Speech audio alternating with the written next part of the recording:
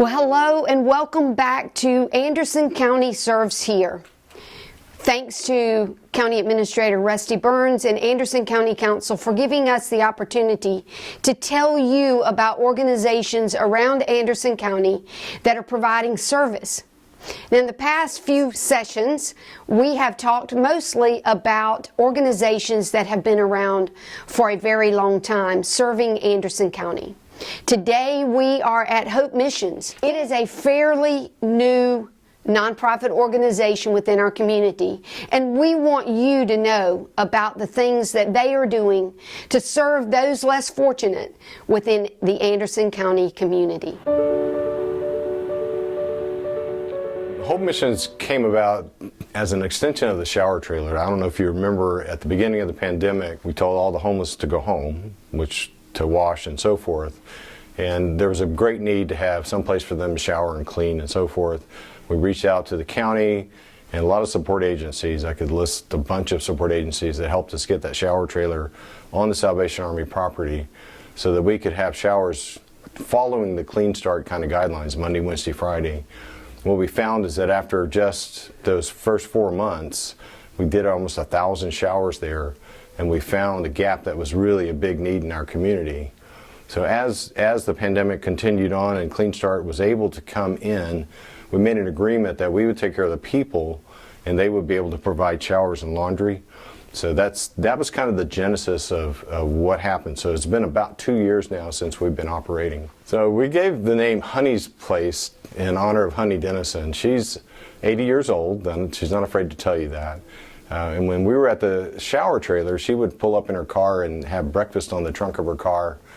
And so as we moved on and got more space and had more capacity to provide breakfast, we thought, what better name to call our breakfast kind of serving operation than Honey's Place.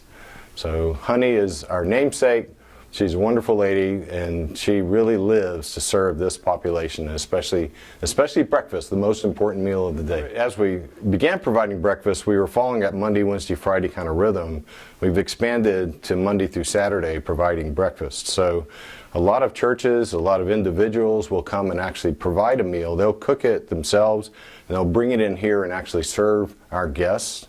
So it's as early as 6:30 in the morning, depending on what they're doing. But we'll start breakfast at about 7:15, and then we'll wrap it up sometime around 9:30, depending on the clientele and what's going on. But that gives our guys a chance to come in, have some coffee, have some real fresh coffee, have some juice, have a good breakfast, and kind of get their day started out right. The folks that we see here, most of which would be considered experiencing homelessness.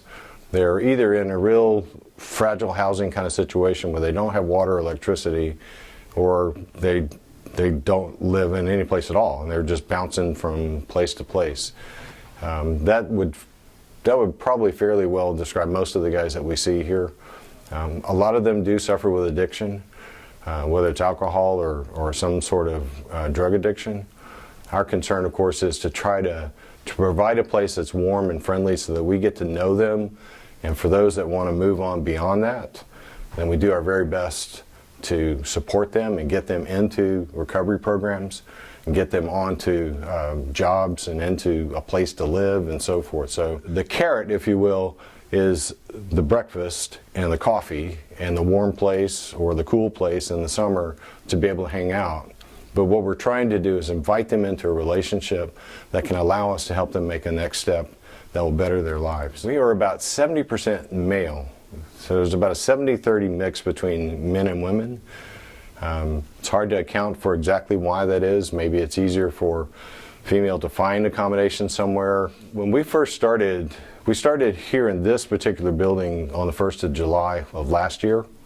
And we had an average of about 45 that we were servicing every day, where that average is now up to close to 75. So, and it seems to be leveling out in that kind of area. Monday, Wednesday, Friday, it's in the 70s. Tuesday, Thursday, Saturday is still kind of new. And so we're right around 50 on those, but I believe that those will continue to creep up as people get familiar with what we have to offer. If you're experiencing homelessness and you're trying to carry everything that you have with you everywhere you go, it becomes not only a burden, but it becomes a telltale sign of here's somebody coming in here that's homeless. And we don't want that stigma. So what we do is we've gotten these 27-gallon storage bins. A bunch of those have been donated for us, and they can store whatever they can fit in that storage bin. We have an agreement that tells you can't have any drugs or any of that kind of stuff in there. And if you abandon the bin, then after 30 days we don't see you, then it goes away. But we have about 30 bins back there. We have a room full of these big bins. And guys will come in while we're operating. They can come in and say, hey, I need to change clothes. I need to grab something out of my bin. And we'll go in the back, put it out on the table. They can go through their stuff. Then we'll seal it back up and put it back in the storage area. The other thing we do is on Mondays, we provide clothing. So we work very closely with the Lot Project. And so we have our rhythm of clothing distribution to offset there. So the Lot Project will do Thursday clothing, we do it on Monday, and then once a month we actually join with the Lot Project and do boots and coats and shoes and blankets and whatever seasonal items may make sense. We do that on the first Friday of the month.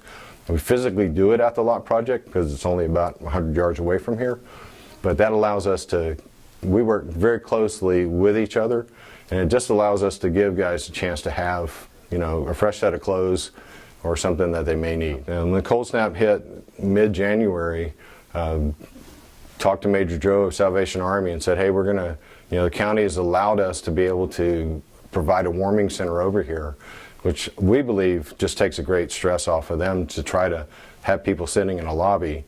So we were able to actually expand into the building that we're in.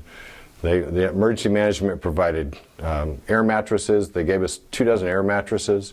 So we're able to use those, and then about a week or so ago, the Red Cross came in and gave us a bunch of cots. St. John's United Methodist also gave us some cots. So we were able to get them off the floor. Their emergency management helped us out. St. John's helped us out. American Red Cross came in and helped us out, so we had these cots and be able to let people sleep in a warm place and be able to stay in a warm place. We've had as many as 33 stay a night. Last night we had 30. We're averaging somewhere in the high 20s, 25, 26 every night that it's cold. So we want people to have a warm and safe place to be. So we do that. We open up the doors at 5:30 at night. We have dinner. We provide dinner again from an outside organization. A lot of churches and individuals are providing dinner. So they allow us to feed our guys. Then they go and lay down. And they, believe me, what's really odd or interesting, I think, in all this is that they want to lay down. By 8 o'clock, they're worn out and they're ready to just crash. Big shout out to Anderson County. Ever since, in a lot of capacity that I've been able to work in the county, it's been really they've been just very helpful and very forthright in coming up. Shower trailer, they were part of that. United Way was part of helping us make that happen. All of that, it's a community effort. It's an all hands kind of effort. There are so many people that have such good hearts and want to see things happen. And what I love about the county is that they provide the infrastructure and make this stuff happen. I don't even know what the heating bill is because the county's taking care of that. I can't imagine this is a pretty good sized building, so I can't imagine what it costs to heat this place. But they take care of those things, and they trust us to take care of the people and make sure that things are being kept under good control here.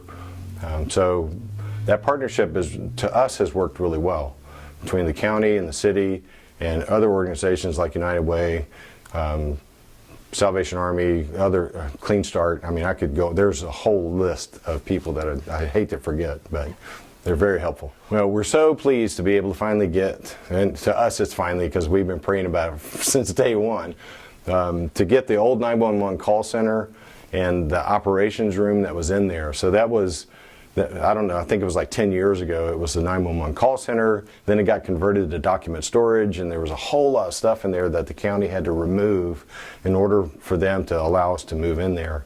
So with the cold snap, we're able to move into that space. They got the heat working in there.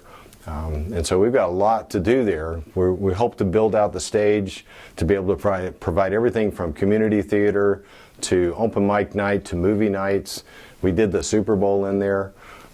Just be able to have a gathering place that people are welcome to come and be a part of, teach classes, just have some operations that can complement what's going on, say, at the library. So we're not taking, the library's not open when we're open because we're early in the morning. So, we close around 10 o'clock, and guys can then go and find some other services elsewhere. So we're trying to fill the gap that we perceive is there. And the call center has really, truly helped out tremendously with that. For us, in order to help somebody move from a place of deep poverty or homelessness, it's going to take some time to build trust. And that trust is not going to be just passing out a cup of coffee and see you later, or passing out a bag and see you later. So we wanted to be able to provide a place that was comfortable for people to come and linger. We want them to be able to linger. And with the space that we have, there's distance that they can have, so they can spread out. Also, part of the expansion is we have a courtyard area here. We got a basketball goal donated by somebody, and most of the day yesterday, someone was out there playing basketball.